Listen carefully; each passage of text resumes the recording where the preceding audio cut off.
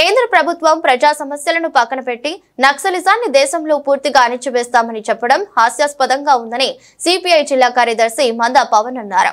శనివారం జగదేవ్పూర్ మండలం తిగుల్ గ్రామంలో సిపిఐ కార్యాలయంలో కార్యకర్తలతో సమావేశం ఏర్పాటు చేశారు. ఈ సందర్భంగా ఆయన మాట్లాడుతూ ప్రజల పక్షాన నిలిచి పోరాటం చేసే పార్టీలపై అలాగే నక్సలిజంపై కేంద్ర ప్రభుత్వం కుట్ర పన్నుతుందని ఆరోపించారు. కుట్రలో భాగంగా 2027 టార్గెట్ గా దేశంలో పూర్తిగా నక్సలిజాన్ని అణిచివేస్తామని చెప్పడంపై ఎద్దేవా చేశారు. ఎన్ని కుట్రలు కుతంత్రాలు పన్నినా ప్రజల కోసం పనిచేసే పార్టీలను గాని నేతలను ఏమీ చేయలేరన్నారు. రాష్ట్రంలో త్వరలో జరగనున్న స్థానిక సంస్థల ఎన్నికలు సిపిఐ పోటీ చేస్తుందని చెప్పారు. శాంక్షన్ చేయడం జరిగింది కమ్యూనిస్ట్ పార్టీ ఆధ్వర్యంలో.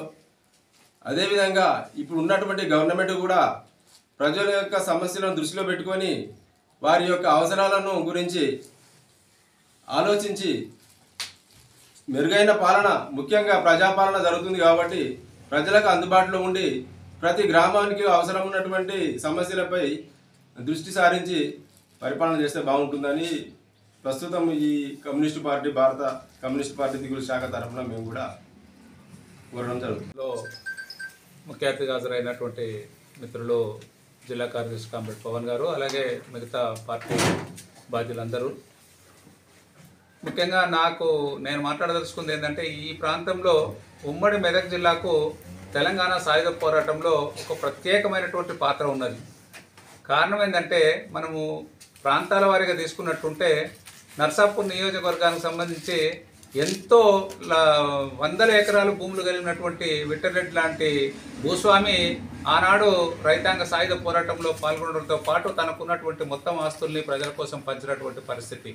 అలాగే గజ్వెల్లో కూడా ఆట్ల రామచంద్రారెడ్డి, ఆట్ల కమలాదేవి గారి నడవడిక ఈ ప్రాంతంలో ఉన్నది కాబట్టి పార్టీ నరేంద్ర మోడీ నాయకత్వంలో మూడోసారి అధికారంకి వచ్చిన తర్వాత పూర్తిగా కమ్యూనిస్ట్ పార్టీలను నిర్వీర్యం చేసేటువంటి పద్ధతుల్లో ఎర్ర జెండా పార్టీలు కనబడదని లక్ష్యంతో ఈరోజు పనిచేసేటువంటి విధానాలను సిపిఐ పార్టీ ఎండగడతా ఉంది.